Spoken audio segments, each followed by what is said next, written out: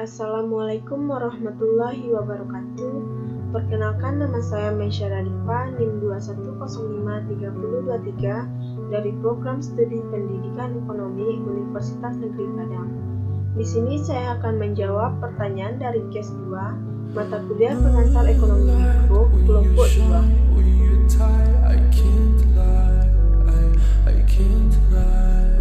Pertanyaannya, 1. Faktor yang menyebabkan naiknya nilai permintaan di pasar online, dan gambarkan kurva permintaannya.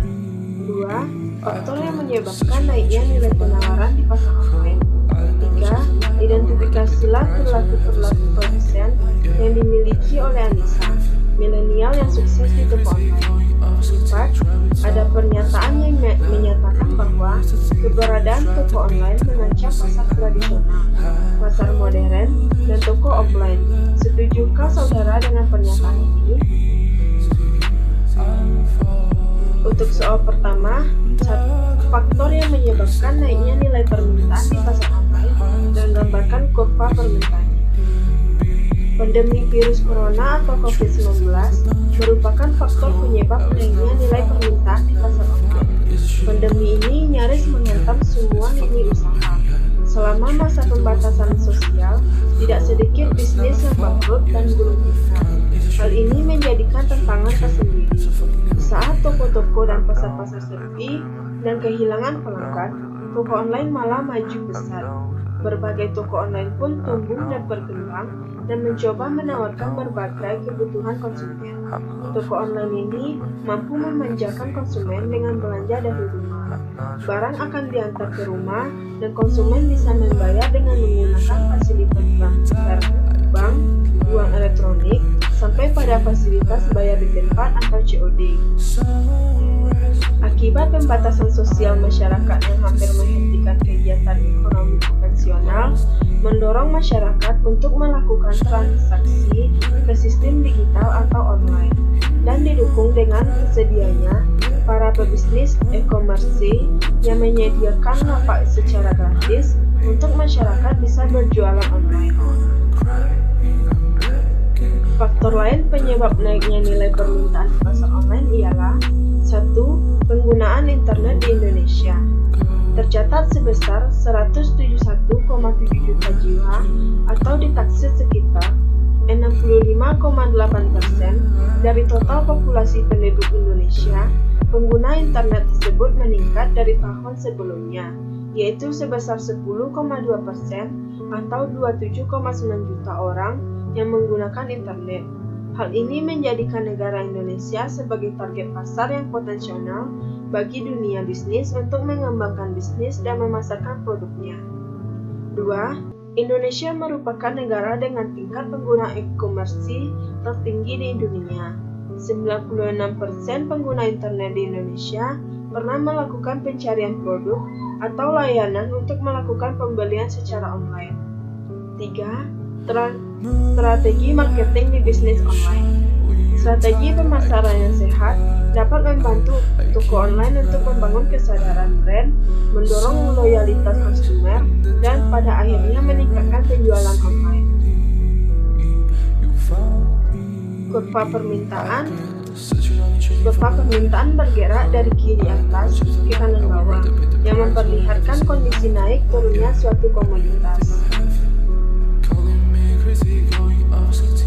Soal nomor 2, faktor yang menyebabkan naiknya nilai penawaran di pasar online. Kunjungan pelanggan ke pasar online selama masa pandemi COVID-19, perilaku konsumen berubah, khususnya dalam berbelanja kebutuhan sehari-hari. Keterbatasan untuk melakukan transaksi secara tatap muka membuat masyarakat lebih banyak berbelanja kebutuhan sehari-hari melalui e-commerce. Hal tersebut secara tidak langsung membuat bisnis e-commerce meningkat signifikan. Tak hanya itu, peta persaingan bisnis e-commerce menjadi semakin kompetitif. Ketatnya persaingan tergambar melalui angka kunjungan ke situs web dan pengguna aplikasi e-commerce di Indonesia. Bentuk kurva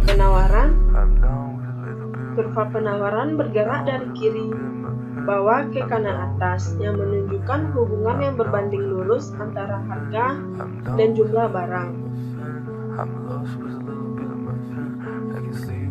perilaku produsen yang dimiliki oleh Anissa, milenial yang sukses di toko online. 1. Keberaniannya dan kelihayannya melihat peluang. 2. Aktif mengikut berbagai kampanye yang ada di toko seperti toko. Contohnya Tokopedia, salah satunya campaign Flash Sale. Memanfaatkan campaign di Tokopedia, dia juga menggunakan fitur top hat serta broadcast chat agar tokonya bisa terjangkau pasar lebih luas. Selalu menerapkan sistem semakin banyak berbagi, semakin banyak juga yang didapatkan. Ada pernyataan yang menyatakan bahwa keberadaan toko online mengancam pasar tradisional, pasar modern, dan toko offline. Setujukah saudara dengan pernyataan ini? Saya kurang setuju dengan pernyataan tersebut karena memang dampak dari bermunculnya toko online beberapa tahun belakangan ini membuat berbagai pusat perbelanjaan dirasakan cukup sepi, sehingga banyak pedagang berpendapat sepinya penjualan disebabkan oleh banyaknya konsumen yang memilih untuk melakukan belanja secara online. Akan tetapi, masih banyak orang yang masih ingin berbelanja langsung ke toko offline dikarenakan: pertama, toko online memiliki perbedaan segmentasi pasar dengan toko offline. Ini berarti bagi toko offline ada hal yang tidak bisa disamakan dengan toko online, yaitu tentang user experience. Pada toko offline, pelanggan bisa dengan mudah mencoba, memegang, dan merasakan langsung barang yang akan dibelinya. Berbeda dengan toko online yang menawarkan barangnya sebatas gambar saja. Kedua, toko online yang hanya mengandalkan menjual dengan harga murah tanpa inovasi di dalamnya. Mungkin hanya itu yang bisa saya jawab.